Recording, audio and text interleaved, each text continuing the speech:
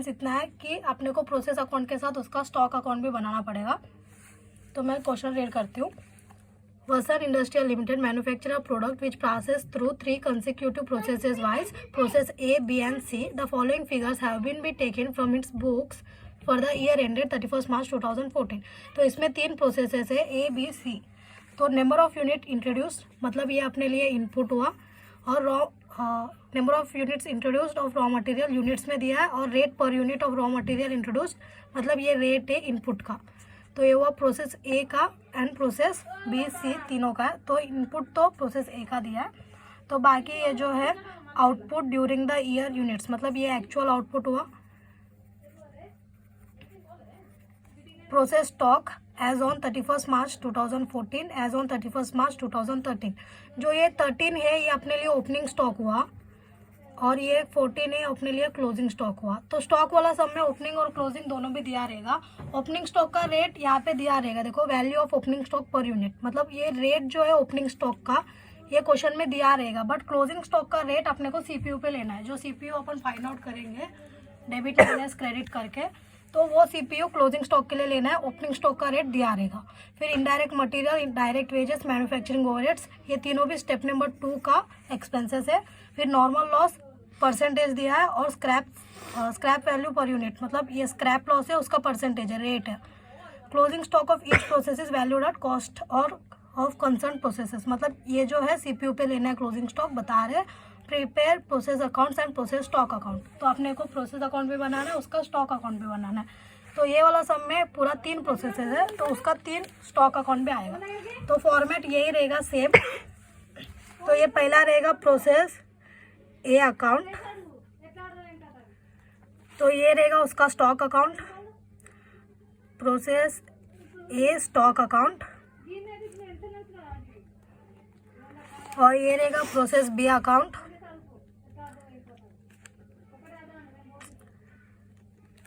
और ये रहेगा उसका स्टॉक अकाउंट। यहाँ पे आएगा प्रोसेस बी स्टॉक अकाउंट, ये होगा प्रोसेस सी अकाउंट,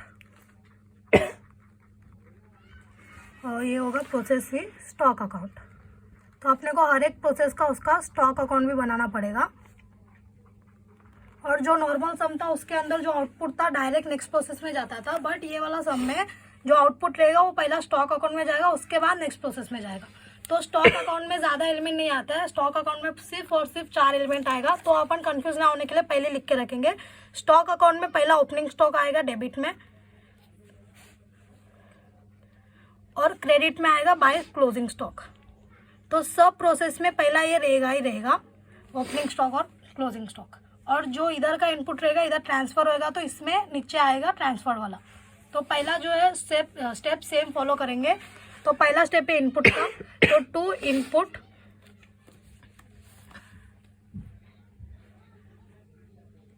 40,000 रेट दिया है 80, 40,000 इंटू 80 तो ये हुआ 32 लाख। फिर सेकेंड वाला स्टेप है एक्सपेंसेस लिखना, तो यहाँ पे टू मटेरियल, टू वेजेस और टू मैन्युफैक्चरिंग ओवरहेड्स।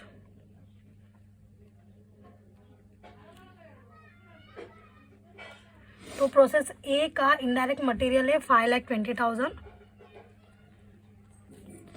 वेजेस है 3,80,000 और मैन्युफैक्चरिंग ओवरहेड से 2,28,000।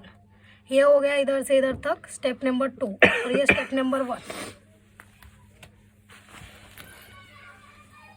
तो इसके बाद स्टेप नंबर 3 है नॉर्मल लॉस। तो यहाँ पे क्रेडिट में आएगा बाय नॉर्मल लॉस।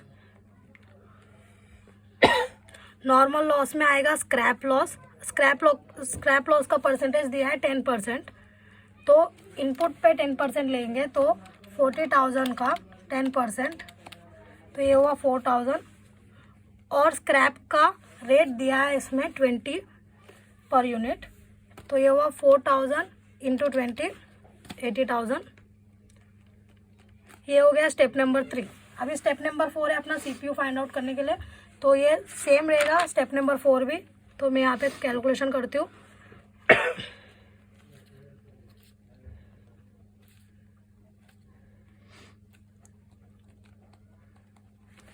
तो यहाँ पे इसका फॉर्मूला भी सेम है, total debit amount minus total credit amount, इसको डिवाइड करेंगे एक्सपेक्टेड आउटपुट के साथ।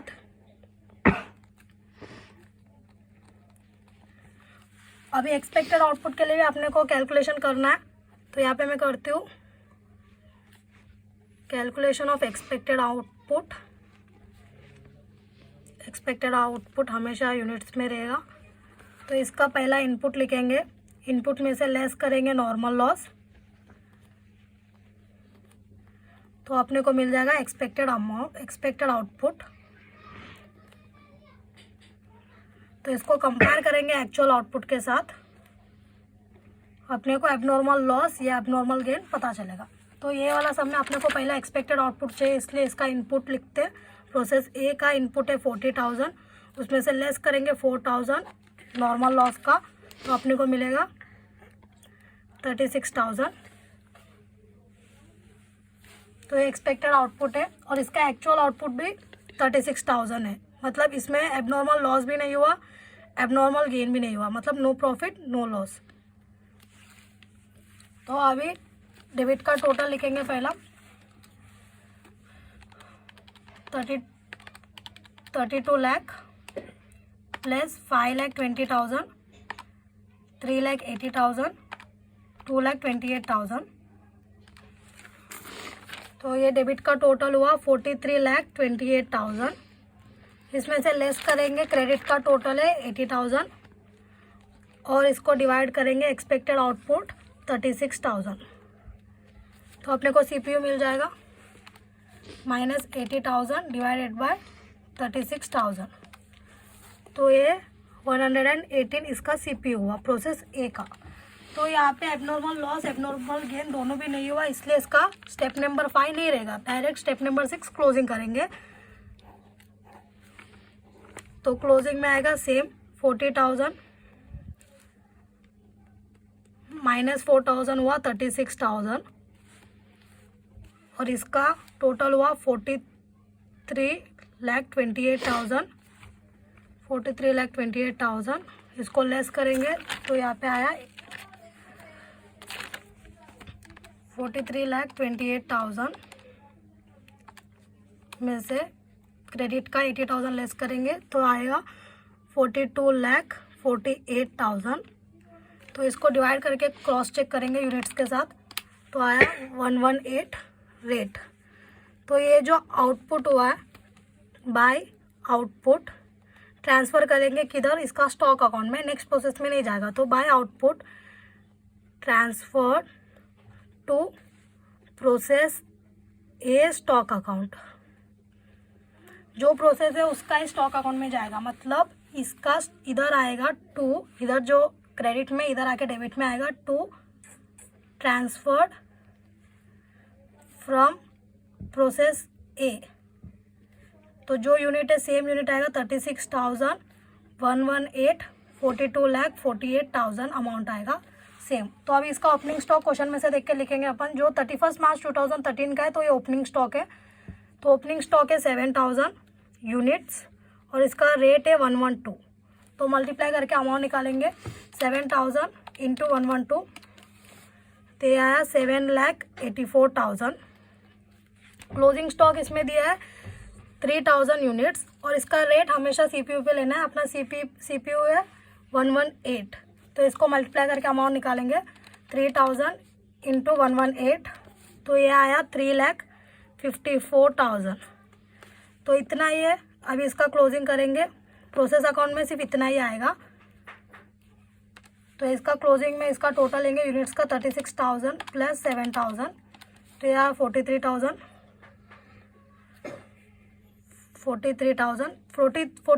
में से 3,000 लेस करेंगे तो 40,000 आएगा इसका बैलेंस और रेट इधर कुछ नहीं आएगा। अमाउंट का टोटल लेंगे डेबिट का 7,84,000 प्लस 42,48,000, तो ये हुआ 50,32,000। 50,32,000। ये 50,32,000 में से जो क्लोजिंग स्टॉक का आया है अमाउंट उसको लेस करेंगे 3,54,000, तो यह आएगा 46,78,000।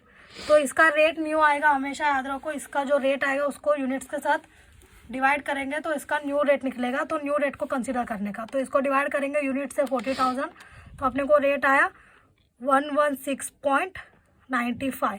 तो ये डेसिमल लेना है अपने को, पॉइंट के बाद 2 डेसिमल तो लेना है ये रेट में। अगर अमाउंट का केस है तो आप राउंड ऑफ कर सकते हो, लेकिन रेट का केस में नहीं कर सकते। तो ये आएगा बाय आउटपुट। ये आउटपुट ट्रांसफ़र होगा नेक्स्ट प्रोसेस के लिए, तो यहाँ पे लिखेंगे transfer to next process, process B. तो ये जो आउटपुट है वो ट्रांसफ़र होएगा नेक्स्ट प्रोसेस के लिए।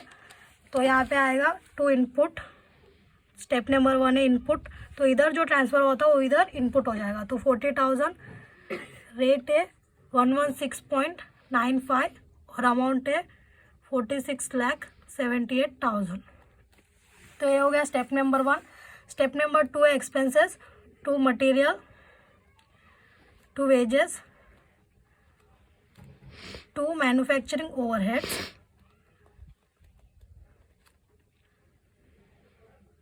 तो यहाँ पे मटेरियल क्वेश्चन में दिया है 4,96,000 और वेजेस दिया है 3,40,000 और मैन्युफैक्चरिंग एक्सपेंसेस दिया है 3,26,000।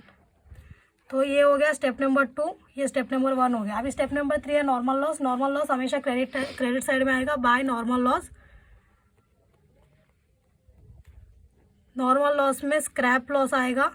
स्क्रैप लॉस का परसेंटेज दिया है क्वेश्चन में 20%। इनपुट पे लेना है, हमेशा याद रखो। नॉर्मल लॉस का जो स्क्रैप लॉस आएगा, वेट लॉस आएगा, कुछ भी लॉस होगा इनपुट पे लेना है। तो इसका इनपुट है 40,000, उसका 20% 8,000 यूनिट्स और स्क्रैप लॉस का रेट दिया है 30 पर यूनिट। तो 8,000 इंटू 30 2,40,000। तो ये हो गया स्टेप नंबर 3। अभी step number 4 same. Step number 4 same CPU calculate करेंगे। तो सीपीयू के लिए अपने को एक्सपेक्टेड आउटपुट चाहिए, तो एक्सपेक्टेड आउटपुट पहला कैलकुलेट करेंगे। तो इसका भी इनपुट था 40,000, इसका लॉस हुआ था 8,000 का, तो ये आएगा 32,000 एक्सपेक्टेड आउटपुट। इसमें एक्चुअल आउटपुट दिया है क्वेश्चन में 31,000। तो आप सोचो आपको 32,000 मिलने चाहिए था, बट 31,000 मिल रहा है, मतलब 1,000 का आपका एबनॉर्मल लॉस हुआ है। तो यहाँ पे लिखेंगे 1,000 का एबनॉर्मल लॉस। तो अभी डेबिट का टोटल लेंगे पहला सीपीयू के लिए। तो डेबिट का है पहला 46,78,000 प्लस 4,96,000 प्लस 3,40,000 प्लस 2,26,000 3,26,000। तो ये हुआ 58,40,000। डेबिट का टोटल है 58,40,000। उसमें से लेस करेंगे क्रेडिट का टोटल 2,40,000 और इसको डिवाइड करेंगे एक्सपेक्टेड आउटपुट के साथ। एक्सपेक्टेड आउटपुट है अपना 32,000। तो अपने को सीपीयू मिल जाएगा। तो 58,40,000 में से लेस करेंगे 2,40,000 और डिवाइड करेंगे 32,000 के साथ। तो अपना सीपीयू है 175। तो ये सीपीयू हुआ प्रोसेस बी का। तो अपने को एबनॉर्मल लॉस रिकॉर्ड करना है, वो सीपीयू पे ही रिकॉर्ड करेंगे। तो यहाँ पे डेबिट में आएगा abnormal loss by abnormal loss. 1,000 unit का एबनॉर्मल लॉस हुआ था, रेट है 175। तो अमाउंट निकालेंगे 1,000 इंटू 175, 1,75,000।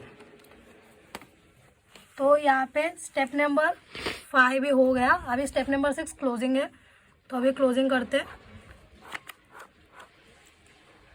40,000 में से 8 + 1 9,000 लेस करेंगे तो 31,000 आएगा।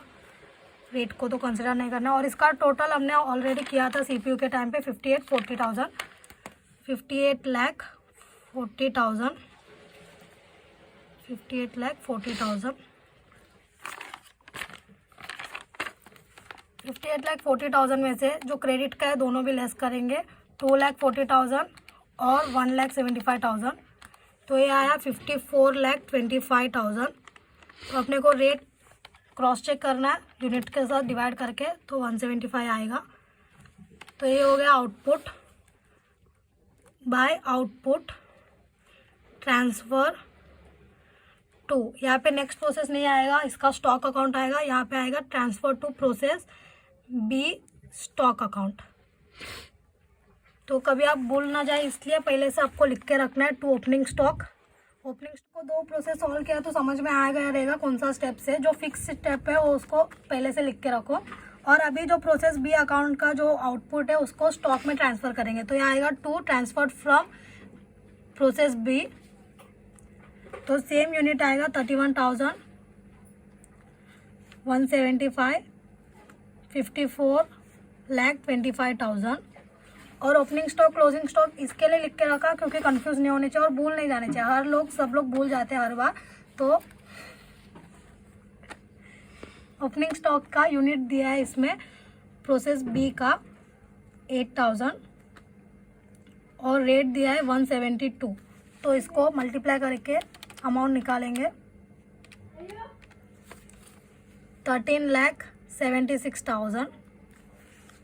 क्लोजिंग स्टॉक का यूनिट दिया है 6,000, इसका रेट अपने को सीपीयू पे लेना है, सीपीयू है 175, तो इसको भी मल्टीप्लाई करेंगे 6,000 मल्टीप्लाई बाय 175, तो ये आएगा 10,50,000। तो अभी इसमें हो गया सब, तो क्लोजिंग करेंगे 31,000 प्लस 8,000 हुआ 39,000। 39,000 में से 6,000 गया तो 33,000, और इसका डेबिट का टोटल लेंगे 15,25,000 प्लस 13,76,000, तो ये हुआ 68,01,000, 68,01,000। तो इसमें से क्रेडिट का लेस करेंगे 10,50,000, तो ये हुआ 57,51,000। तो इसके लिए रेट निकालना है अपने को, तो यूनिट्स के साथ डिवाइड करेंगे, तो डिवाइडेड बाय 33,000, ये हुआ 174.27 इसका rate.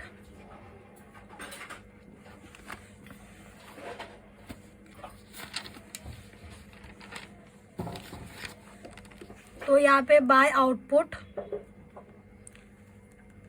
Transfer to process C आएगा। तो ये जो स्टॉक अकाउंट है इसलिए डायरेक्ट प्रोसेस अकाउंट में ट्रांसफ़र होगा, तो इनपुट के जगह पे आएगा 33,174.27, 57,51,000, ये हो गया इनपुट। और मटेरियल प्रोसेस सी का 6,54,000 है, वेजेस है 4,10,000 और मैन्युफैक्चरिंग ओवरहेड से 2,55,250। तो ये पूरा हो गया स्टेप नंबर 2, ये हो गया था स्टेप नंबर 1। स्टेप नंबर 3 है normal loss, scrap loss. Scrap loss का परसेंटेज दिया है 15%, तो इनपुट पे 15% लेंगे, तो इसका इनपुट है 33,000, 33,000 का 15% हुआ है 4,950, और स्क्रैप का रेट दिया है वैल्यू पर यूनिट का 40 है, तो इसको मल्टीप्लाई करके अमाउंट निकालेंगे 1,98,000। तो ये हो गया स्टेप नंबर 3। अभी स्टेप नंबर 4 है सीपीयू। सीपीयू के लिए अपने को एक्सपेक्टेड आउटपुट चाहिए, तो पहला मैं एक्सपेक्टेड आउटपुट निकालती हूँ। इसका इनपुट है 33,000, उसमें से लेस करेंगे नॉर्मल लॉस का यूनिट से 4,950, तो इसको लेस करेंगे तो अपने को एक्सपेक्टेड आउटपुट मिल जाएगा 28,50,000, इसका एक्सपेक्टेड आउटपुट है। अभी इसको कंपेयर करेंगे एक्चुअल आउटपुट के साथ। एक्चुअल आउटपुट है 28,200, तो आपको 28,050 मिलने चाहिए था, 28,200 मिल रहा है, मतलब आपको गेन हो रहा है। तो गेन कितने का हो रहा है?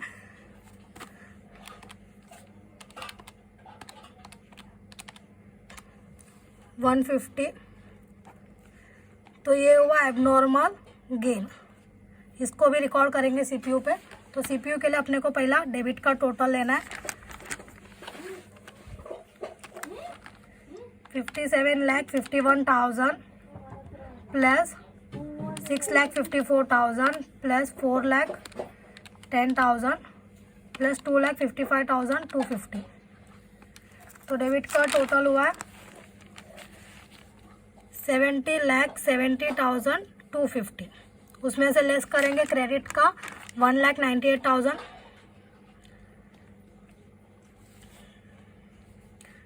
इसको डिवाइड करेंगे, एक्सपेक्टेड आउटपुट है 28,050, तो अपने को CPU मिल जाएगा 1,98,000 डिवाइडेड बाय 2850, 245 इसका CPU है। तो अभी स्टेप नंबर 5, स्टेप नंबर 4 हो गया, तो स्टेप नंबर 5 एबनॉर्मल लॉस को रिकॉर्ड करना है, एबनॉर्मल गेन। तो गेन है इसलिए डेबिट में आएगा 2, एबनॉर्मल गेन 150 यूनिट्स था और रेट हुआ है 245 जो CPU पे था, तो इसको मल्टीप्लाई करेंगे 150 इंटू 245, 36,750। तो ये हो गया स्टेप नंबर 5। अभी स्टेप नंबर 6 से क्लोजिंग करते हैं। अभी पहला यूनिट्स का क्लोजिंग करते 33,000 प्लस 150, 33,150, इसमें से लेस करेंगे लॉस का यूनिट्स जो 4,950 है, तो अपने को आएगा आउटपुट 28,200। अभी अमाउंट का टोटल इधर तक तो हुआ था 70,70,250, उसमें ऐड करेंगे ये 36,750, तो इसका टोटल हुआ है 71,07,000 में से लेस करेंगे क्रेडिट का टोटल 1,98,000, तो ये हुआ 69,09,000। तो इसको यूनिट्स के साथ डिवाइड करके क्रॉस चेक करेंगे, तो यूनिट से 28,200, तो अपने को रेट मिल गया 245, तो मैच हुआ है CPU के साथ। तो ये हो गया output by output transfer to process C stock account. तो इसका स्टॉक अकाउंट में ट्रांसफ़र करेंगे to transferred from process C 28,200, 245, 69,09,000। तो इसका ओपनिंग स्टॉक क्लोजिंग स्टॉक लिखना है अपने को। ओपनिंग स्टॉक क्वेश्चन में दिया है 5,000 यूनिट्स और इसका रेट दिया है 240, तो 5,000 इंटू 240, तो ये हुआ 12 लाख। क्लोजिंग स्टॉक का यूनिट दिया है 3,200 और इसका रेट लेंगे जो CPU का था 245, तो इसको भी मल्टीप्लाई करेंगे 3,200 इंटू 245, 7,84,000। अभी इसका क्लोजिंग करते, पहला यूनिट्स का 28,200 प्लस 5,000, 33,200, ये हुआ 33,200, इसमें से लेस करेंगे 3,200, तो ये हुआ 30,000। अभी अमाउंट का टोटल करेंगे 12 लाख प्लस 69,09,000, तो ये हुआ 81,09,000, 81,09,000। उसमें से लेस करेंगे क्रेडिट का 7,84,000, तो ये हुआ 73,25,000। तो अपने को न्यू रेट भी निकालना है, तो इसको डिवाइड करेंगे यूनिट्स के साथ 30,000, तो अपना न्यू रेट आया है 244.16। तो यहाँ पे बाय आउटपुट, इसके बाद कुछ प्रोसेस नहीं है, इसलिए by output transfer to finish stock. तो सम इतना ही है, इजी है।